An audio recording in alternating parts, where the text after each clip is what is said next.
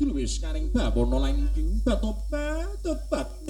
Ya jagat Dewa Bathara. Iki aku ora pangling kang munggah ana kahyangan Seta Ganda mayit. Nalendra Ngastina Nalendra sing gagah. Nalendra sing kondang kaluk kebebasan jenenge wis ngebaki jagat Nalendra berbondo berbandu Duryudana. Padha Raharja nggon musuhan ana pangayunanipun Ibu Pandya Bathari Durga kene Jaka Pitana. Nggih, Ibu. Kalih sing ngrubit lampah kula ane sekala. Kula ngaturaken sembah sungkem kunjuk Ibu. Duryudana wis ndak tampa akarya bombong tiasingipun Ibu Sitra Ganda mayit penakna kula Jaka Pitana. Inggih, Ibu. Ibu Bathari Durga sampun boten kirang sekeca swanipun putra paduka kula pun Jaka Pitana. Sengkuni kepenakna ya Patih Sumen. Kawula nuwun inggih. Yang Bathari Permuni boten kirang sekeca anggen kula sowan kula ngaturaken pangabekti kunjuk. Ya sengkuni ndak tampa gawe bombong jroning nala. Duryudana apa to darunane Duryudana? Katon semengko ana wong gating nggonmu seba lan suwan ana pengayunanipun Ibu ana ing Sitra Ganda mayit kene Jaka Pitana. Ibu waleh-waleh menapa suwan kula kajawi kula kepengin ngaturaken pangabekti kunjuk dumateng pupunden kula inggih sikandika Kanjeng Ibu Bathari Durga estunipun suwan kula sarimpit kalian paman senguni menika kula Nalendra Ngastina. Kula kepengin anagih janji kesaguhanipun utawi kesaganipun paduka Ibu Bathari Durga. Mongko paduka sampun dawuh piyambak sawetawipun badhe bebantu dhumateng Duryudana sakurawanipun.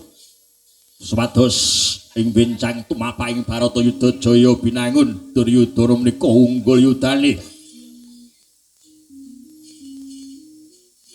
Mongko miturut pitung kula pendak wonten kanugrahan, pendak wonten wahyu ingkang tumurun wonten Madyapada. Kula gadah kentek anggayuh kanugrahan tertentu gagar wigar tanpa karya. Tibaning pada kanugrahan sami dipun tampi para Pandhawa yen ora ditampa Puntadewa ya ditampa Werkudara, yen ora Werkudara ditampa Janaka. Yen ora Janaka ya mesti Nangkulan Sadewa, yen boten Pandhawa mesti anak-anake.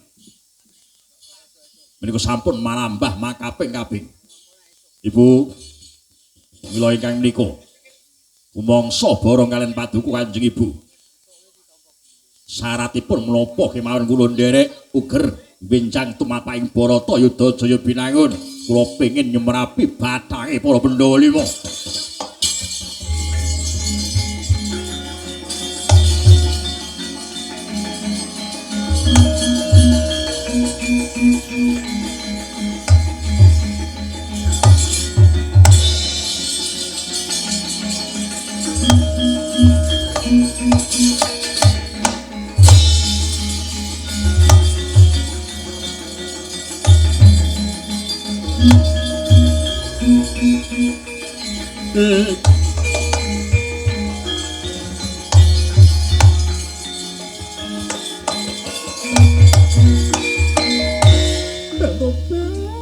Topel jagat rasisaning Bathara Duryudana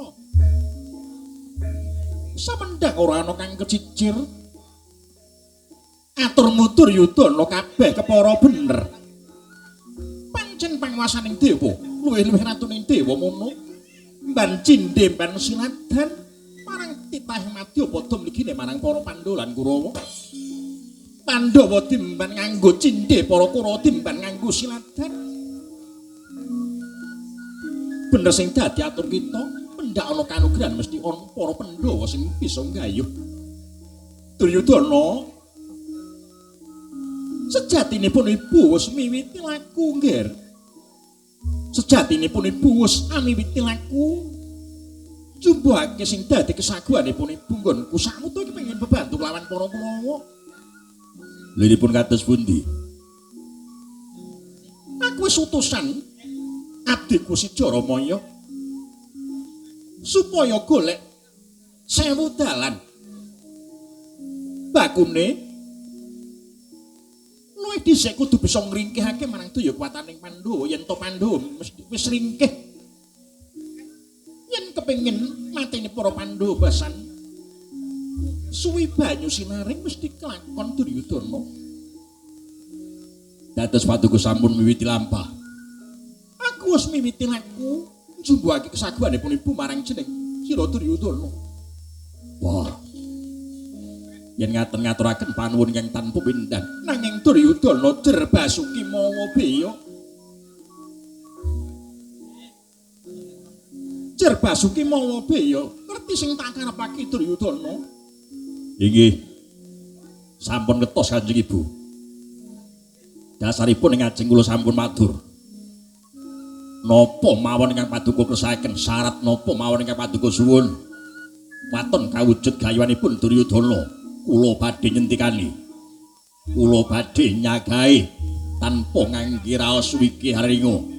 Sungkur binagi 1000 midhangetna Duryudana. Syarat pitukane yen to ngawujud lan kalakon sing dadi panjangkamu. Aku kepengin para Kurawa ing besok yen wis teka ing janji ragane para Kurawa dadi panganane utawa dadi memangsane kabeh wadyabala saka Setraganda mayit. Dene sukmamu dadi wadyabala Setraganda mayit kumpul sajuga kelawan jim setan piplayangan ilu-ilu Banaspati lan sak panunggalane. Kowe saguh apa ora Duryudana? Di jagat Dewa Batara. Pawan Patih sing piye? Dipun sagahi mawon. Dipun sagahi mawon nambah. Namung kaya ngoten mawon mboten sagahi. Sing penting bisa kelakon. Bener. Besok yen teka janji para Kurawa, raga ragane para Kurawa dadi panganane jim setan wis dene. Pun dipun sagahi mawon. Sukmane dadi bolone berkasan pun mboten napa-napa. Niku perkara keri. Wong mati ora krasa mawon. Dipun sagahi mawon nggih. Disaguhi. Sagahi mawon. Sing baku bisa kawujud gayuhan paduka. Jaya. Wonten tumapaing perang Baratayuda Jaya binangun. Inggih, kula sagahi Kanjeng Ibu. Bagus yen kaya mangkono bagus. Para kajeneng pun ibu nundung. Awat-awat ana saka kaduhan wadyabala saka Setraganda mayit Duryudana. Nggone nindakake pakaryan iki Duryudana. Inggih, ngestaken dawuh kelarenging mangke teng wayah kula nyuwun pamit pangestu paduka ngelu suwun. Jaya laku ing dalan Kurumati.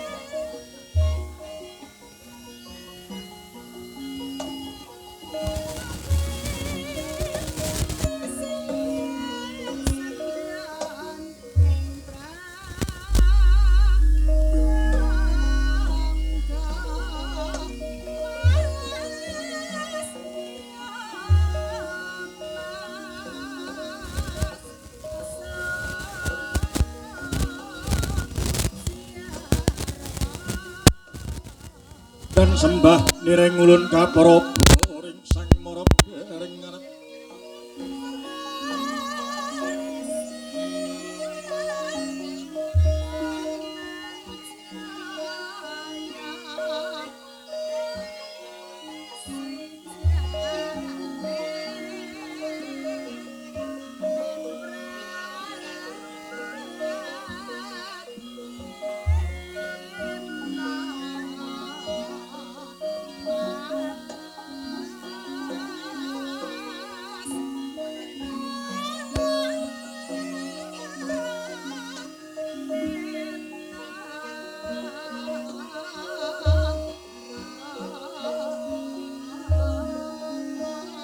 kaparapa ring sang marap ring ngarep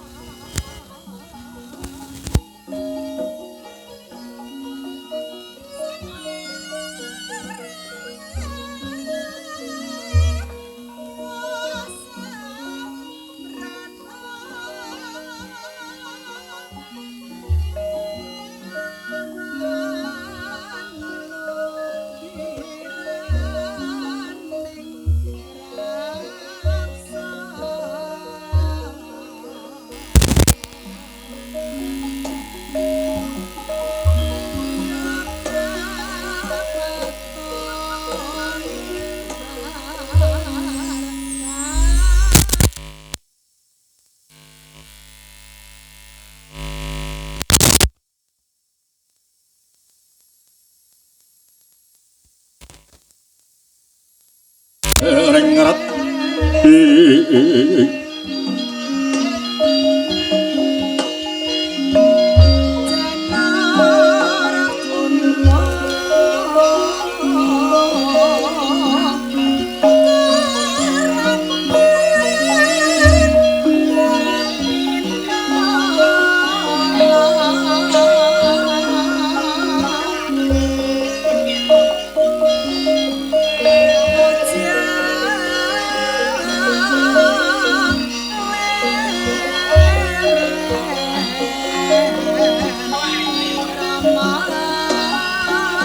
sahanane kang nikanang sihing tasih maweh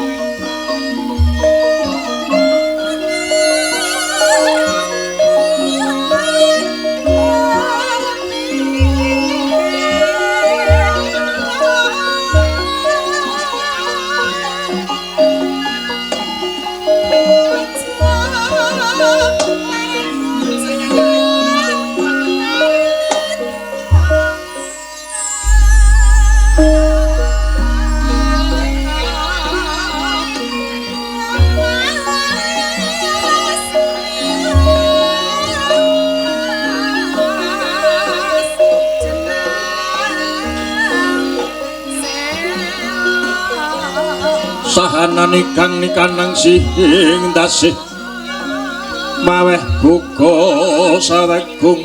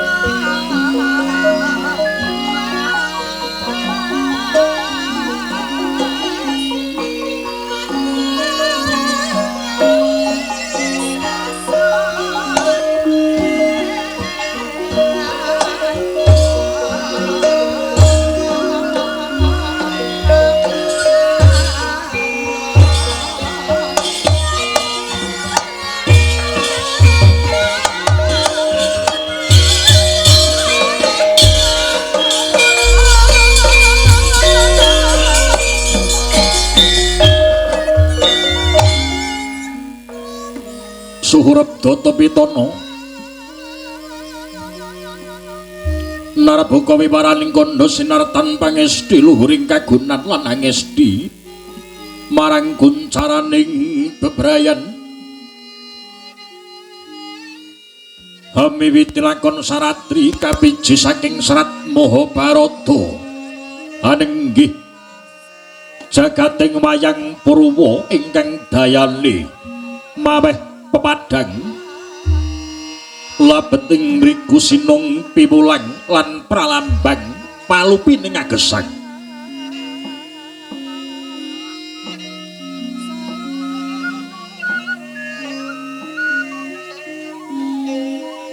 Purwa wis ngarani tilaran kuna kawiwitan wali songo nuliwa katedhak dening para pujangga yekti menika dadi tuladha lamun watak asura nadyan pinayungan Bathara Kala yen to ambek Candala ora den ical yekti bakal sirna dening rodaning Darmastuti ringgit Purwa ginelar ngrumpaka lakoning janma pramila pepasrening imba isining jagat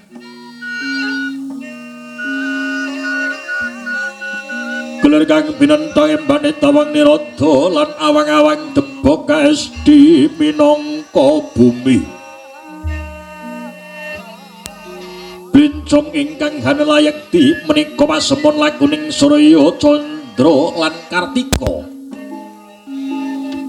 obahing kayon pasemon gandine mangsa nenggih patenenem Jabang Timur patet songo ndungkap dewasa patet manyura sasmita suruting yuswa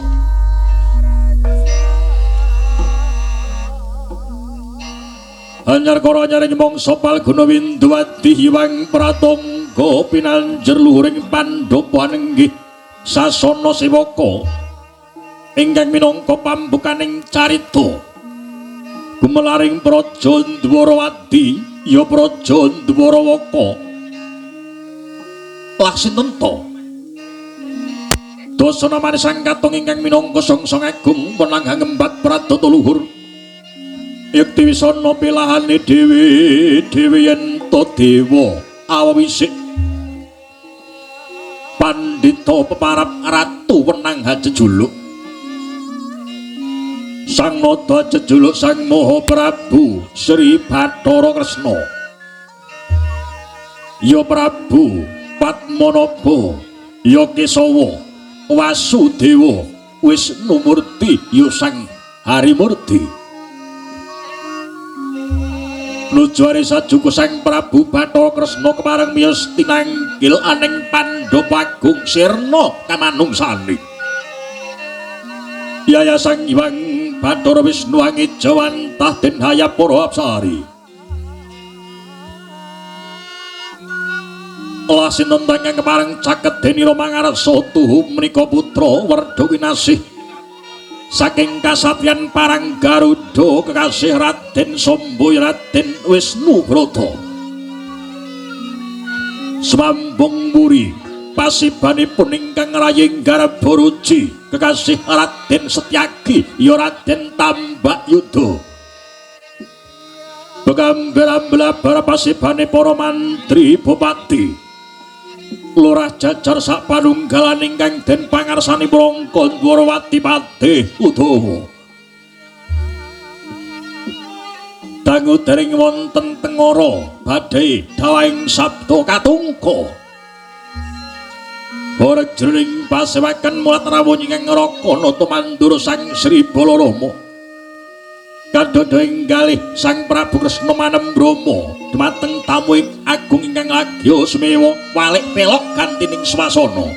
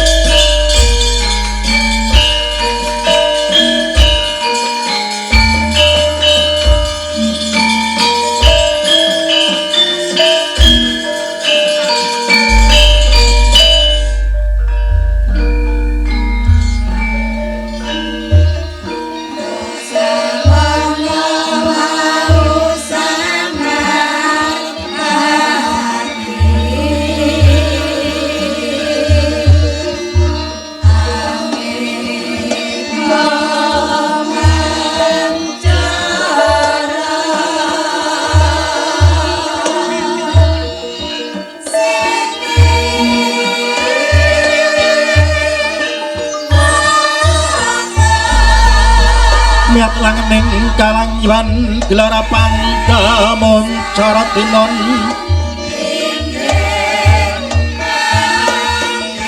tinon neraka konang surem sorotetan padang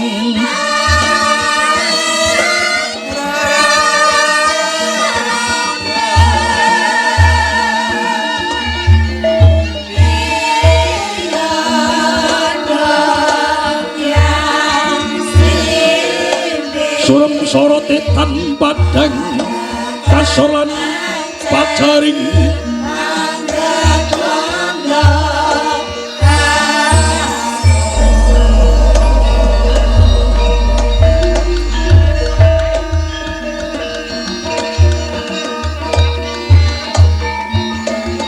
surem sorotetan padang kasolan pacaring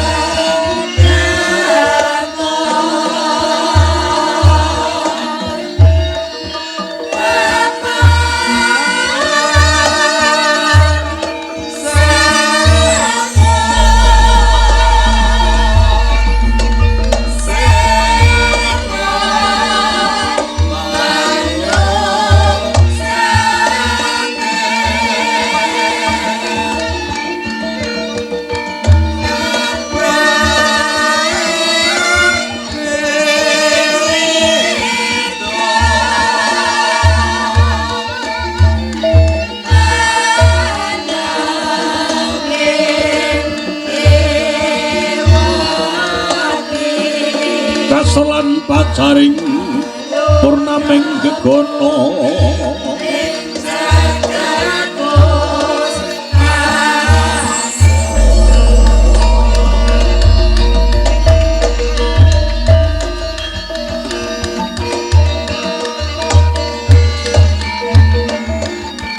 purnameng gegono imo anawang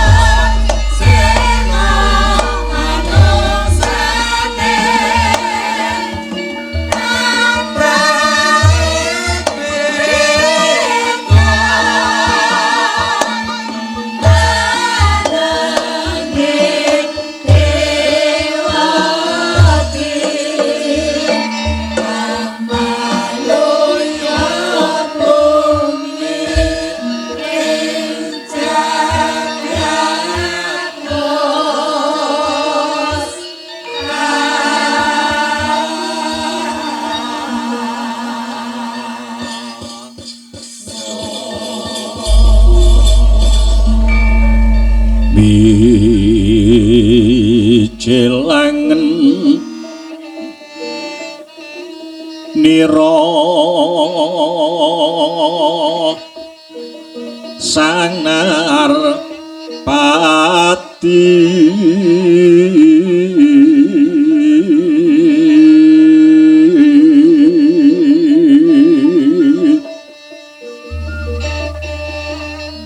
lampah ira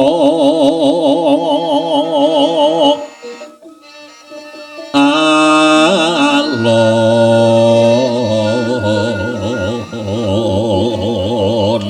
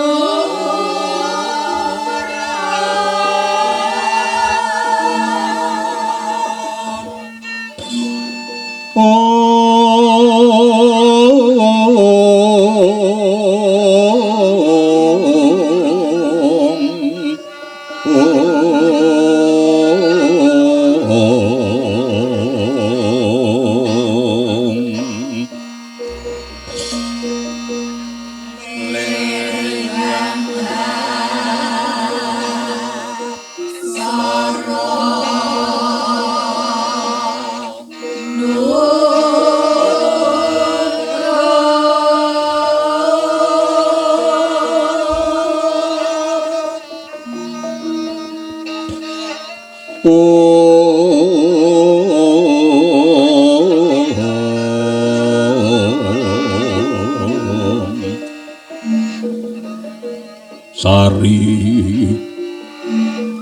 Sari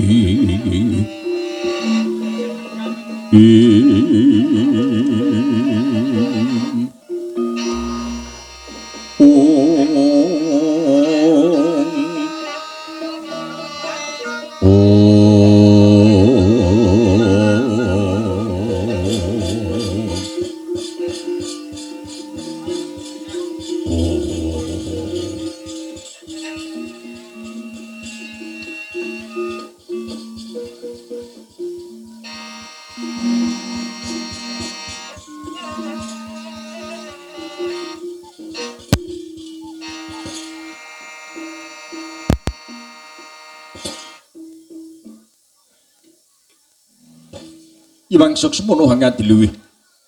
Mungko tansah paringa pengayoman marang panjenenganing ingsun nuwun Kanjeng Koko Prabu. Pepundhen kula Kanjeng Koko Prabu Pandura dering daeng rawuh paduka wonten Pandhapi Agung Dwarawati.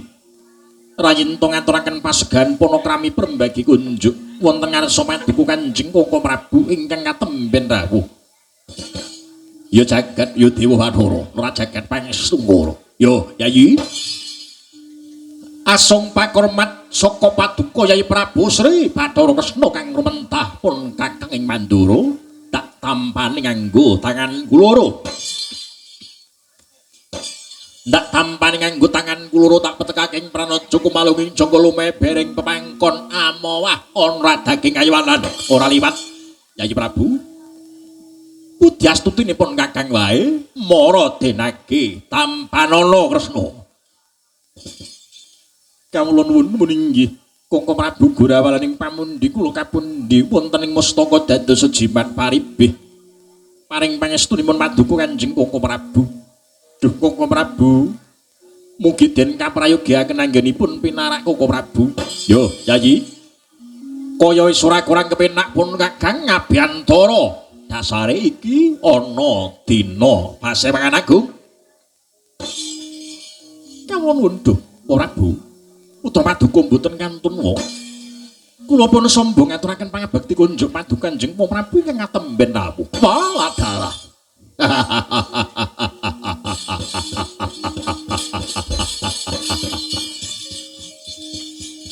Anakku wong bagus, anakku bocah jentara sompo.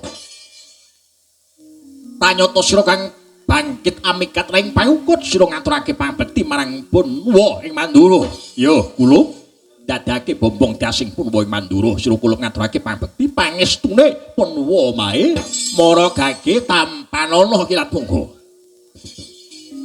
Kawula nuwun duh Prabu Gorawalaning pamundi kula kapundi wonten mustaka dados jiman paribih wa. Rayi paduka mboten kantun Koko Prabu kula ngaturaken pangabekti kunjuk paduka kadang kula werda Koko Prabu Pandura. Adikku Yuyudana, adikku Setyaki sira ngaturake pangabekti marang pun kang wis tak tampa. Agawe bombong jroning nala. Pangestunipun kakang wae mara kebat tampanana Yayi. Gorawalaning pamundi kula kapundi wonten mustaka dados jiman paribih. Wangsul dumateng paduka Kanjeng Koko Prabu. Yayah ron langking nyadang tumurun riwis satemah kejawan ing manci labuh asreping manah. Dupi kula nampi rawuh paduka Kanjeng Koko Prabu. Duh Koko Prabu sasampunipun santata lenggah daya-dayane paduka cumadung dawuh wonten wigatos ingkang pundi monggo enggal paring dawuh ingkang rayi tansah ngangklungaken jangga nilingaken karna nampi sabda tama paduka Kanjeng Koko Prabu Baladewa. Anjra ingkang puspita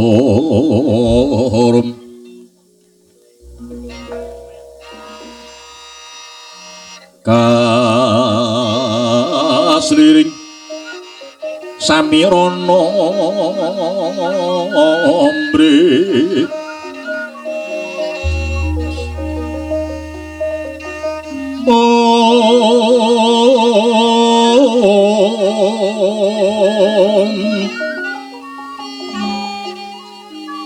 sekar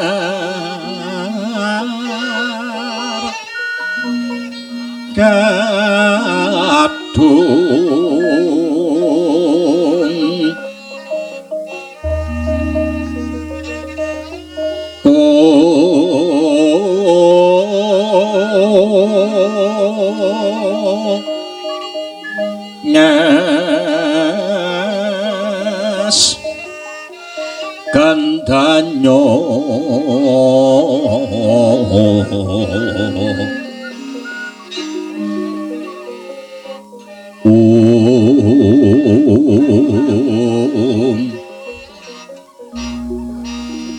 maweh raras renaning driya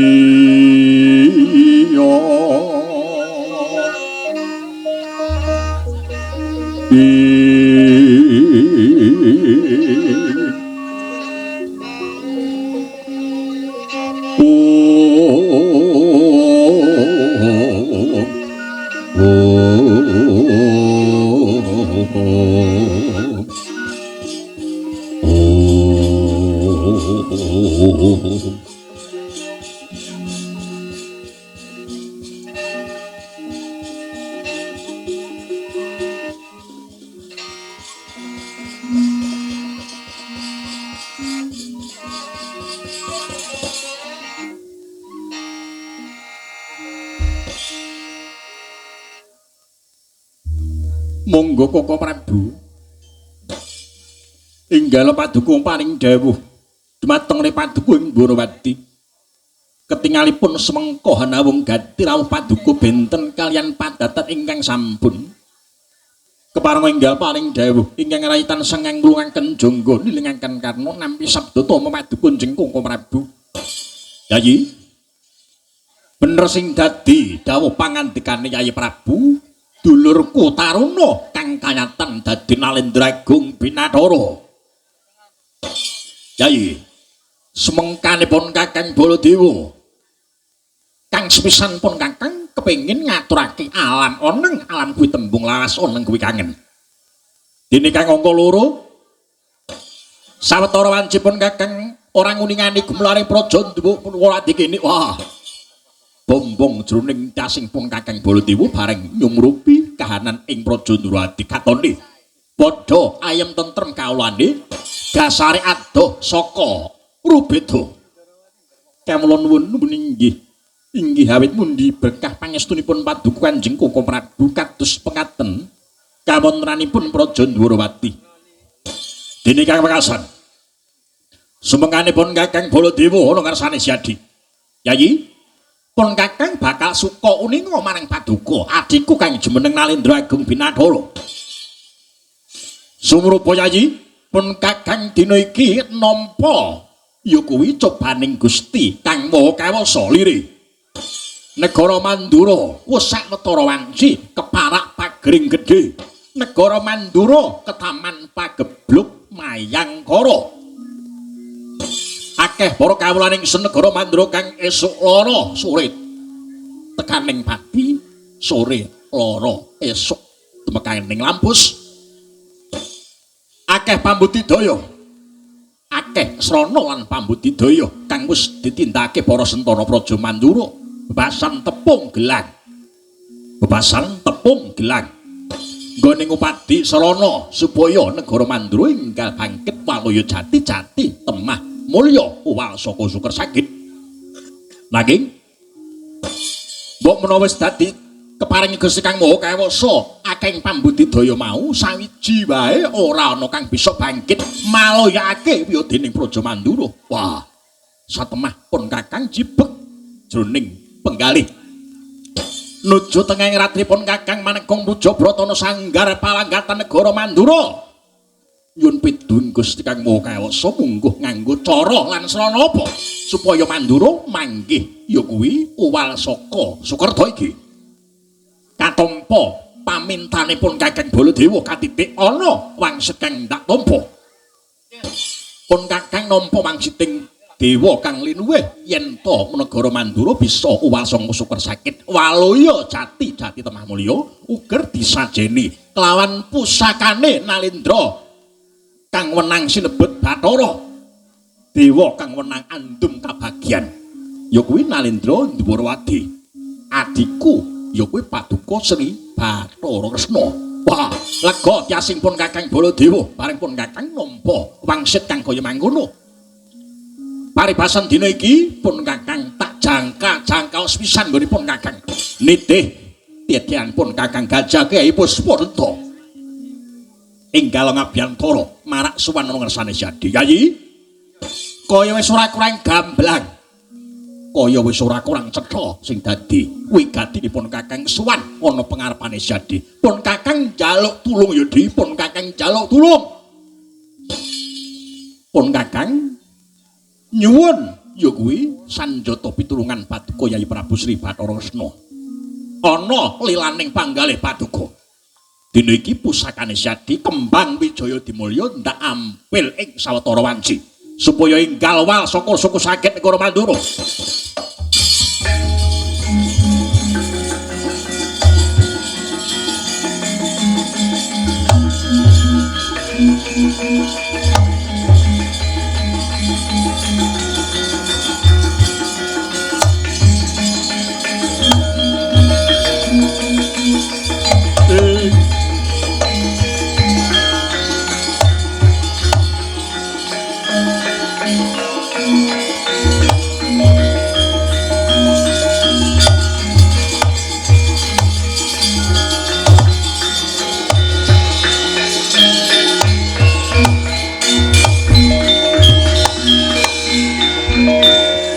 Tandang Sri Baladewa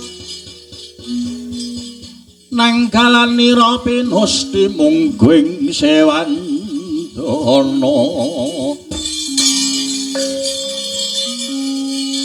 mulat wel patih pancap nyono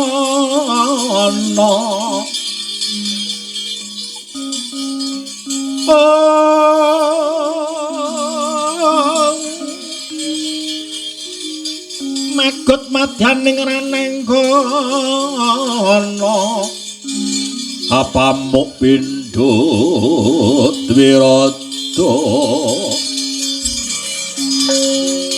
apa muk pindho dwirata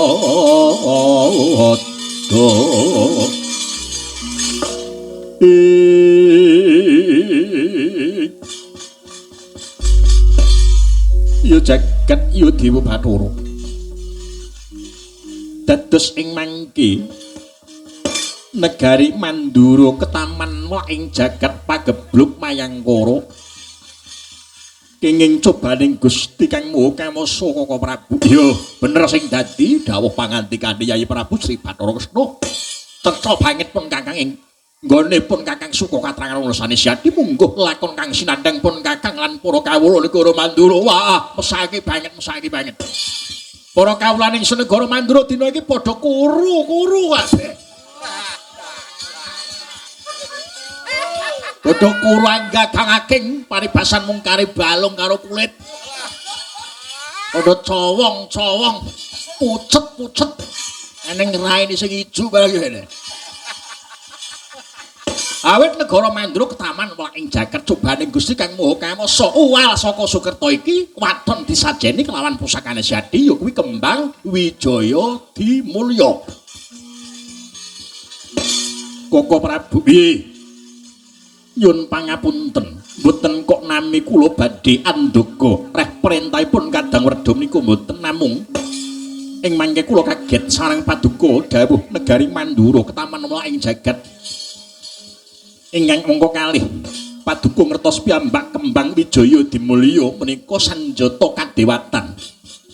Mboten sadengah tintah saged kiyat mundi kawontenanipun pusaka kagungan kula inggih menika kembang Wijaya Dimulya. Ukarane tembunge Jadi tegese Jadi ora lila yen pusaka bakal tak ambil. Yun pangapunten ampun kesesa Paduka dawuh ngados mekaten keparenga Paduka lerem ing sawetawis Kaka Prabu.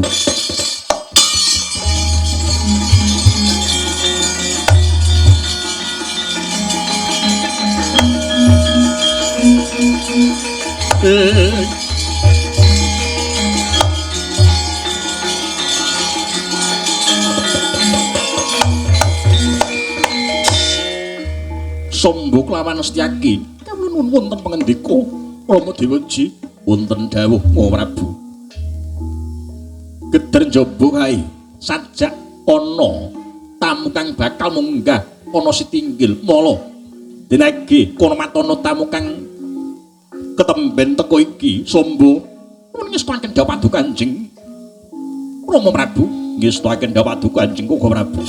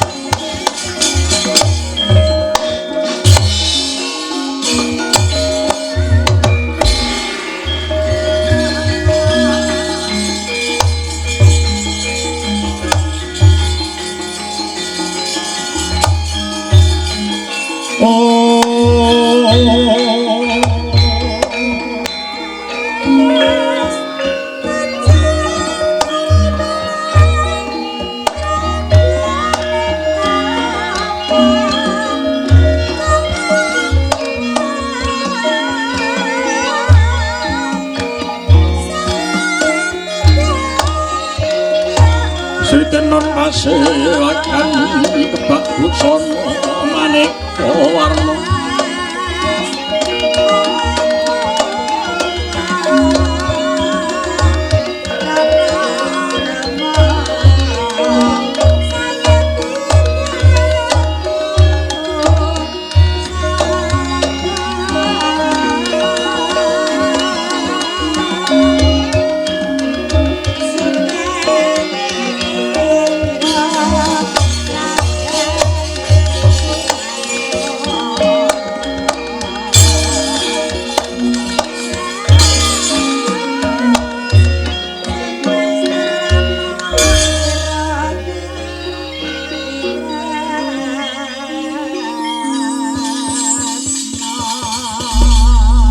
kelembing mawa limut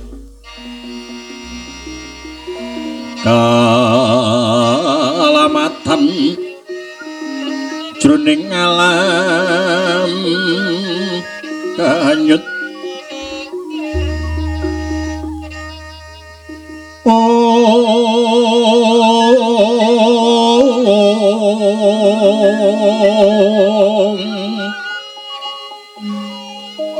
saknya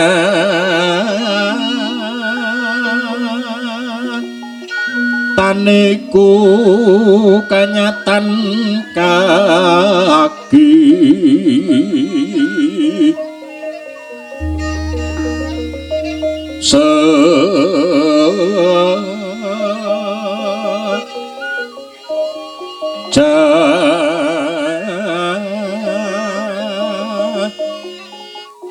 tinian tan emo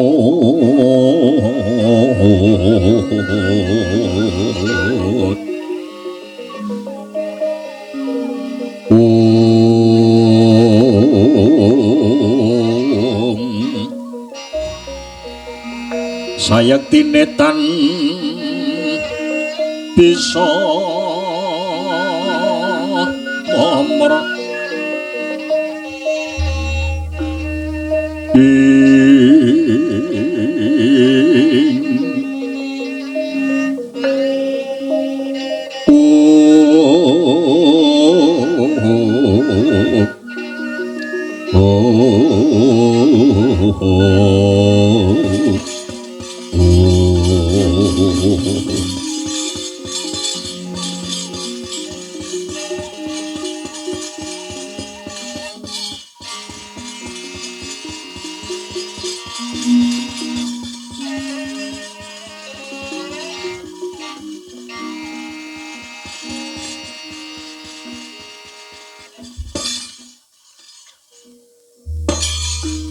Amit pasang liman tabik Pakdi pepundhenku Nalendragu negara Dwarawati aja kaget lan aja kurang pamengku ya Pakdi.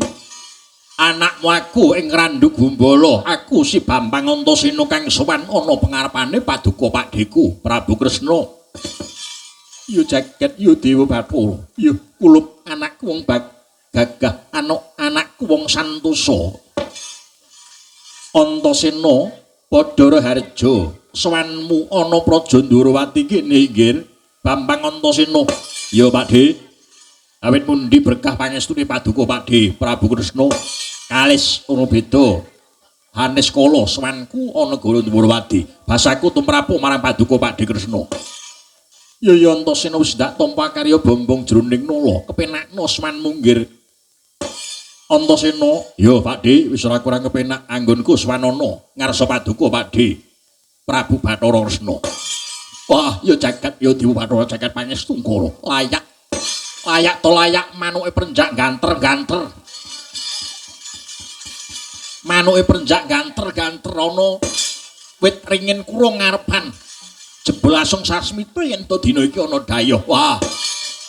Purwa ing Mandura ora kekilapan iki sing lagi teka ana Pendopo Agung Dwarawati ya kuwi pulunanku. Antasena, Gulup padha raja nggih. Pakde Mandura ya kali sing rubeda lakuku Pakde, basaku tampanana Pakde. Ya Antasena wis tak tampa karya bombong jroning nala. Antasena sakmu siasat kringetmu semeleh rasa manmumu mara denage matura kang malaka ngersanipun wonggir Antasena. Paran wigatine katon semengko hanawung gati. Nggonmu sowan ana Praja Ndwarawati kalungguhan iki Bambang Antasena. Ya Pakde. Kajaba sowanku dina iki ngaturake sungkem kunjuk ana pepundhenku ya kuwi Paduka Pakde Kresna kang luwih wigati ya kuwi aturuninga marang Paduka Pakde. Perkara apa Antasena dina iki negara Ngamarta nambang pepeteng kang ora gampang sena saka dayaning Maruta. Disababake sawetara wanci pepundhenku Prabu Puntadewa karo